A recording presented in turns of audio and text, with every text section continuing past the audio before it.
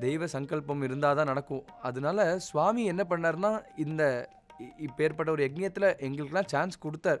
ஒரு ரித்விகாவும் இத ஒரு அரேஞ்ச் பண்றதுக்கும் நம்ம நிமித்த காரணமா வச்சுன்னு இருக்காரே தவிர, நாங்க போறதுக்கு முன்னாடியோ, நாங்க கேட்கறதுக்கு முன்னாடியோ சுவாமி எல்லாத்தையுமே அந்தந்த யார் யார்கிட்டேருந்து எந்தெந்த வஸ்துக்கள் எங்கெங்கேருந்துலாம் ரொம்ப பிரத்யேகமா, ரொம்ப உன்னதமானதா கிடைக்குமோ, அங்க சுவாமியே முன்னாடி ஏற்பாடு பண்ணிட்டாருன்னு தான் சொல்லணும். அபிஷேகத்துக்கு சங்கம் வாங்கணும்னு ரொம்ப ஒரு பெரிய சங்கம் வாங்கணும்னு ஒரு ஆசையா தேடின்னு இருந்தார். இந்த யக்ஞத்திற்கு ஒரு பிரதான ஆச்சாரியனா இருக்கிற ஸ்ரீ ஸ்ரீனிவாச சர்மா அண்ணா வந்து மாமா அவர் போய் தேடி இருந்தார். ஆனா எங்கேயும் கிடைக்கல அது. திடீர்னு ஒரு நாள் திருப்பி இதுக்காக கடைக்கு போகும்போது, ஒரு ஒரு கடையில அவ அவ யாருன்னா, அவங்களும் ஒரு சாய் டிவோட்டி தான் அது. ரொம்ப பிராச்சீனமா அந்த சங்கு வந்து சுவாமியோட பூஜைக்காகவே, பிரதோஷ கால பூஜைக்காகவே யூஸ் பண்ணியிருந்த சங்கு, பெரிய சங்கு.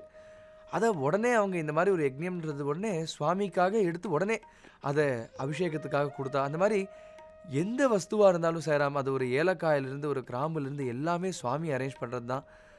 சுவாமி, சுவாமி, சுவாமி இதுதான் எல்லாத்துலயுமே. அந்த வஸ்துக்களையும் நாங்க சுவாமி தான் பார்க்குறோம். ஏன்னா, அதெல்லாம் அவ்ளோ பியூரா இருக்கு.